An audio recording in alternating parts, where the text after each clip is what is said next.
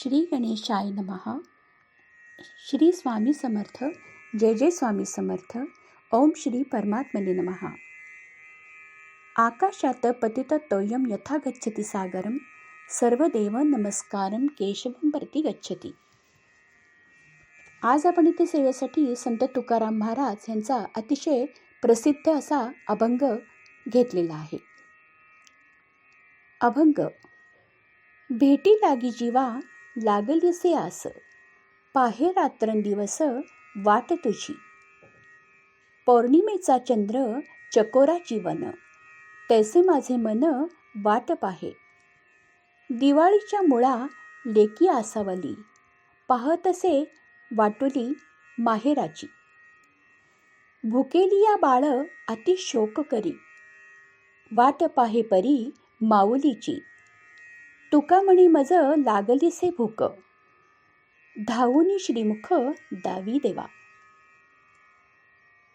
अर्थ. इथं संत तुकाराम महाराज म्हणतात, हे देवा, तुझ्या भेटीची माझ्या जीवाला तीव्र अशी ओढ लागलेली आहे. मी रात्रंदिवस तुझीच वाट पाहत आहे.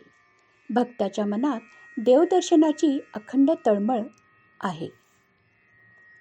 चकोर पक्षी जसे पौर्णिमेच्या चंद्राची आतुरतेने वाट पाहतो, तसंच माझं मन तुझ्या दर्शनासाठी व्याकुळ झालं आहे. देवाशिवाय मनाला समाधान वाटत नाही. लग्न झालेली मुलगी दिवाळीला माहेर जाण्याची जशी आतुरतेने वाट पाहते, तशीच मी पंढरीच्या विठोबारायाच्या दर्शनाची वाट पाहत आहे. भक्ताला देवाचे घर म्हणजेच पंढरपूर हेच आपले माहेर आहे असे वाटते. भुकेलेले बाळ जसे आईची वाट पाहते, तसे माझे मन तुझ्या भेटीसाठी व्याकुळ झालेलं आहे. भक्त आणि देव यांचे नाते आई लेकरासारखेच प्रेमळ असते. तुकाराम महाराज म्हणतात, मला तुझ्या दर्शनाची भूक लागली आहे. म्हणून हे देवा, धावते आणि तुझे सुंदर श्रीमुख मला लवकर दाखव. ही भूक अन्नाची नसून देवदर्शनाची आणि ईश्वर प्राप्तीची आहे.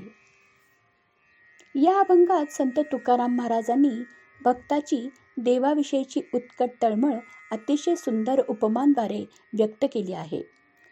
चकोराला चंद्राची, विवाहित मुलीला माहेराची आणि भुकेलेल्या बाळाला आईची जशी ओढ असते, तशीच खरी भक्ती म्हणजे देवाच्या भेटीची अखंड आस.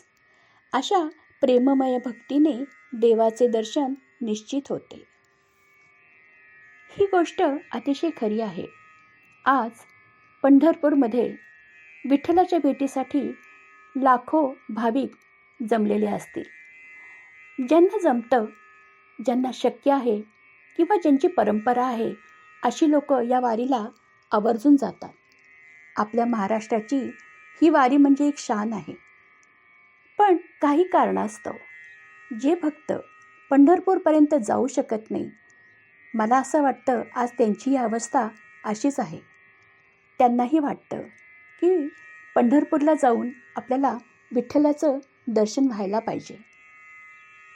पण काही काही गोष्टी या नशिबातच असाव्या लागतात. त्याप्रमाणे ह्या गोष्टी सगळ्या घडत असतात.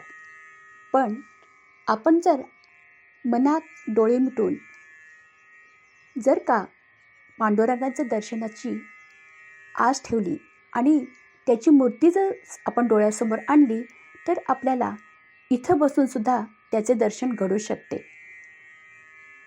असे हे तुकाराम महाराज अनेक उपमांद्वारे आपल्याला समजावून पण सांगत आहेत, पटवून देत आहेत. श्री स्वामी समर्थ. जय जय स्वामी समर्थ.